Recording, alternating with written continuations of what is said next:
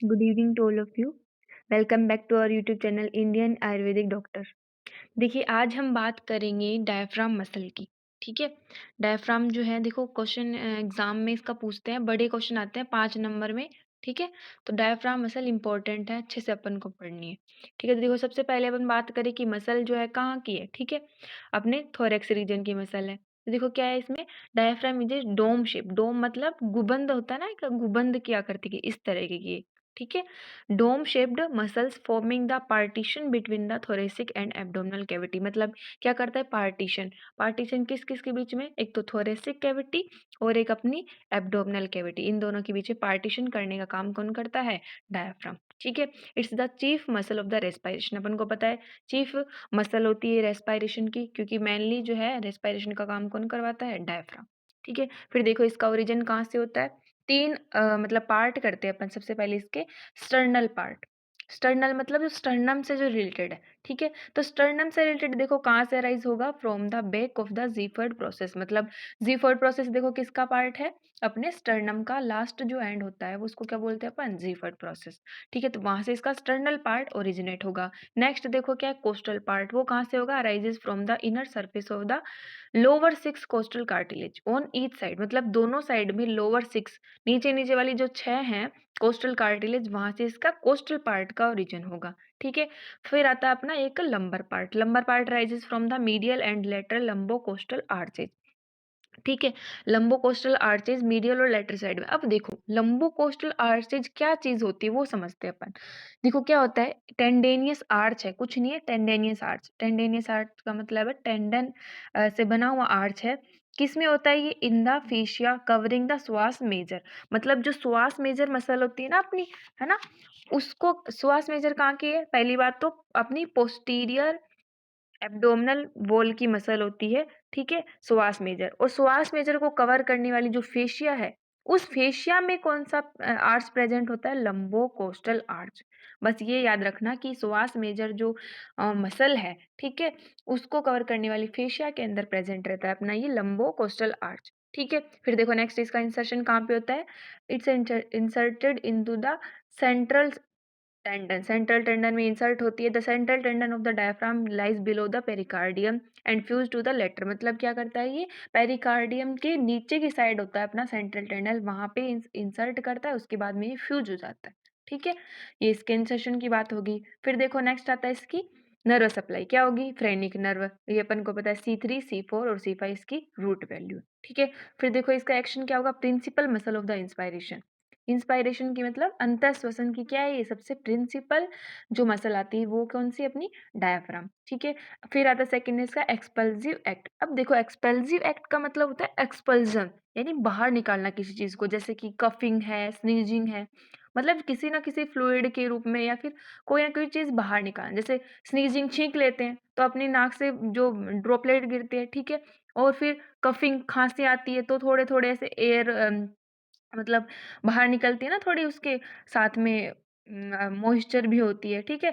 Vomiting है, vomiting में तो पूरा फ्लूइड बाहर निकलता है। क्राइंग है तो आंसू बाहर निकलते हैं। एक्सपेलिंग फीकस है, यूरिन है, फीटस पार्टुरेशन है। तो इस तरीके से ये निष्कासन का काम करवानी एक तरीके से ये जो है मसल होती है, मतलब एक्सपेल्सिव एक्ट करती है। ठीक है। नेक्स्ट देखो क्या है, right crus of the diaphragm में have a sphincteric action of the lower end of the oesophagus. इसका मतलब क्या होगा कि ये क्या करती है, इसका जो राइट क्रश होता है ना, राइट क्रश, वो क्या करता है, स्फिंक्टरिक एक्शन। अब देखो सबसे पहले बात समझो, क्रश क्या होता है। क्रश वो वाला क्रश नहीं है, ये क्रश है CRUS। कहीं आप वो समझ रहे हो, वो वाला क्रश इसमें बात नहीं करेंगे अपन। ये है क्रश CRUS। ठीक है। तो ये देखो क्या होता है डायफ्राम का क्रश। ये क्या होता है, देखो दो टेंडिनियस स्ट्रक्चर होती हैं डायफ्राम में। ठीक है। Extend below the diaphragm to vertebral column. मतलब ये नीचे की साइड में कहाँ तक एक्सटेंड करती है, डायफ्राम से लेकर के वर्टिब्रल कोलम तक। ठीक है। उसको क्या बोलते हैं अपन, दो टेंडिनियस स्ट्रक्चर को ही क्रश बोलते हैं। ठीक है। और देखो ये क्रश जो होती है लेग लाइक स्ट्रक्चर होती है, लेग यानी पैर की जैसी संरचना होती है यहाँ पे। ठीक है। और दो क्रश होते हैं, राइट और लेफ्ट क्रश होते हैं। ठीक है। तो इस तरीके से ये क्रश की बात होगी, मतलब टेंडेनियस स्ट्रक्चर हो गई। तो ये क्या बोल रहा है कि राइट क्रश ऑफ डायफ्राम में हैव ए स्फिंक्ट्रिक एक्शन। मतलब जो राइट क्रश है ना उसका स्फिंक्ट्रिक एक्शन, स्फिंक्ट्रिक मतलब अवरोधिनी की तरह ये काम कर सकता है। Of the lower end of oesophagus, मतलब किसके लिए? इसोफेगस के लोअर एंड के लिए, क्योंकि देखो इसोफेगस ऊपर से आ रही है ना, और वो डायाफ्राम में अपन को पता खुलेगी यहाँ पे, ठीक है? तो इसलिए क्या बोल रहा है कि इसोफेगस के लोअर एंड के लिए यहाँ पे स्फिंक्टरिक एक्शन हो सकती है राइट क्रस्ट की, ठीक है? फिर देखो नेक्स्ट अपन बात करते हैं डायाफ्राम की ओपनिंग की। वेरी इंपॉर्टेंट क्वेश्चन अलग से पूछते हैं कि ओपनिंग बताओ डायाफ्राम की। तो देखो डायाफ्राम में दो ओपनिंग होती है मेनली, एक तो लार्ज और एक स्मॉल, ठीक है? लार्ज में देखो क्या होगा, 3 ओपनिंग आती है अपने पास, कौन-कौन सी? एरोटिक, एसोफेजियल और वेना केवल, ठीक है? तो फर्स्ट देखते हैं अपन एरोटिक। एरोटिक का मतलब देखो it lies at the lower border of T12, मतलब T12 जो है उसके लोअर बॉर्डर पर प्रेजेंट होगी सबसे पहली बात, ठीक है? फिर it transmits aorta, thoracic duct and azygos when. अब देखो ये किस में ट्रांसमिट हो रही है? एरोटा में, तो इसलिए इसका नाम क्या दे दिया अपन ने? एरोटिक ओपनिंग, ठीक है? फिर देखो नेक्स्ट है अपने पास सेकंड है इसोफेजियल ओपनिंग। नाम से पता चल रहा है कहाँ पे ट्रांसमिट होगी? इसोफेगस में, ठीक है? और ये कहाँ पे कौन से लेवल पे होती है देखो? 12th 10th थोरेसिक वर्टिब्रा, मतलब T10 के लेवल पे ये यहाँ पे प्रेजेंट होती है, ठीक है? Transmit oesophagus, gastric vagus nerve और oesophageal branches of the left gastric artery, जो कि किसकी ब्रांच है अपन को पता है? सीलिएक ट्रंक की, ठीक है? तो इस तरीके से यहाँ पे जो है इसोफेगस में ट्रांसमिट हो रही है, इसलिए इसका नाम क्या है? इसोफेजियल ओपनिंग, ठीक है?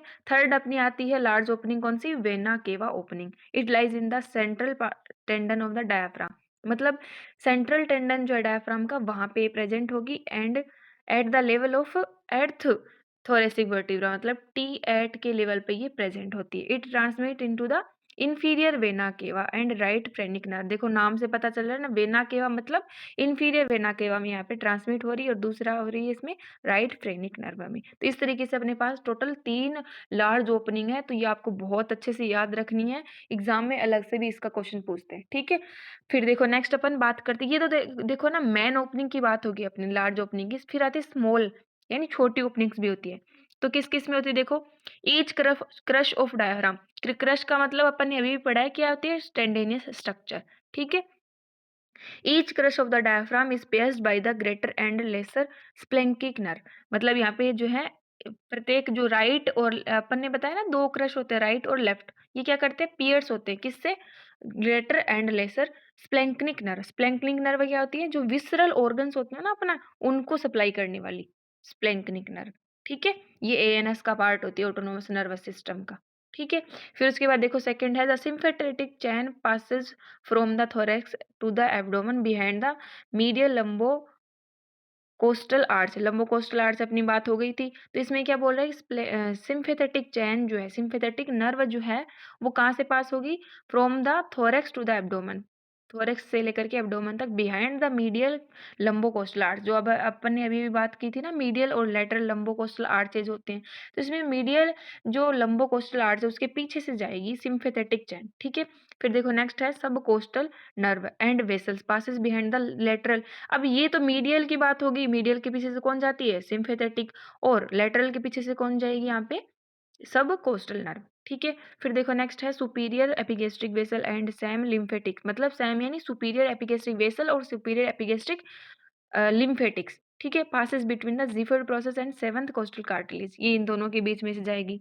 फिर है musculophrenic vessels pierce the diaphragm at the level of 8th and 9th costal cartilage, मतलब 8वीं और 9वीं कोस्टल कार्टिलेज पे ये जो है पियर्स करती है मस्कुलोफ्रेनिक वेसल, ठीक है? फिर देखो लास्ट है अपना several small veins passes through minute aperture in the central tendon, मतलब सेंट्रल जो टेंडन है ना, देखो इसमें इंसर्ट हो रहा था ये अपना डायफ्राम, ठीक है? तो यहाँ पे जो है उसके थ्रू कौन-सी पास होती है? छोटी-छोटी स्मॉल वेन्स होती हैं, वो सारी की सारी इससे पास होती हैं, ठीक है? फिर देखो नेक्स्ट है अपने पास इसकी एप्लाइड की बात करते हैं अपन। अब देखो एप्लाइड में सबसे फर्स्ट दे रखा है हिक्कप। हिक्कप का मतलब क्या होता है? हिचकी आना। हिचकी आना देखो कैसे होता है? Is the result of spasmodic contraction of the diaphragm, मतलब क्या है ये? डायफ्राम का क्या है? कॉन्ट्रैक्शन एक तरीके से। स्पाज़्मोडिक मतलब स्पाज़्म आ जाना, ऐंठन आ जाना, ठीक है? तो उसकी वजह से क्या हो सकता है उसमें? हिक्कप यानी हिचकी आती है। अपन को हिचकियाँ क्यों आती है? क्योंकि कॉन्ट्रैक्शन होता है डायफ्राम के अंदर, ठीक है? सेकंड देखो shoulder tip pain. Shoulder tip pain कैसे होगा?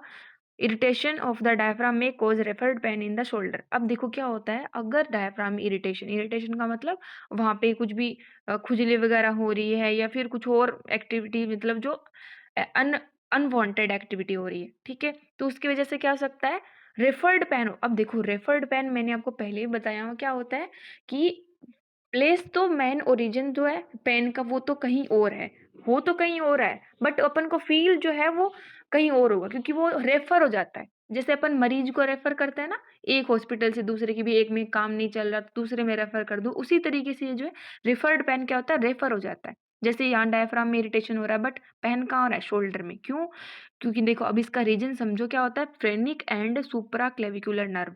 फ्रेनिक नर्व किसकी होती है, डायफ्राम की, और सुप्रा क्लेविकुलर नर्व जो शोल्डर के अंदर आती है, उनकी क्या है, रूट वैल्यू सेम है। रूट वैल्यू सेम कैसे, C3 C4 और C5, यही फ्रेनिक की है और यही सुप्रा क्लेविकुलर की है। इसलिए यहाँ पे क्या होता है, देखो दोनों की रूट वैल्यू सेम होने के कारण पेन तो कहीं और होता है और रेफर होकर के वो शोल्डर में होने लग जाता है। तो अपन को अगर शोल्डर में पेन हो रहा है तो अपन को समझना चाहिए कहाँ प्रॉब्लम है, अपने डायफ्राम में, ठीक है? ये बहुत अच्छा है, इसका अप्लाइड होता है, ये अच्छे से समझना अपन को, ठीक है? नेक्स्ट देखो अपने पास है डायफ्रामेटिक हर्निया। डायफ्रामेटिक हर्निया का मतलब होता है, देखो एबनॉर्मल ओपनिंग हो जाती है इसके अंदर डायफ्राम में, तो वो क्या हो सकती है, कॉन्जेनाइटल भी हो सकती है और एक्वायर्ड भी। कॉन्जेनाइटल का मतलब जन्मजात भी हो सकती है और एक्वायर्ड बाद में भी हो सकते हैं, जन्म के बाद में।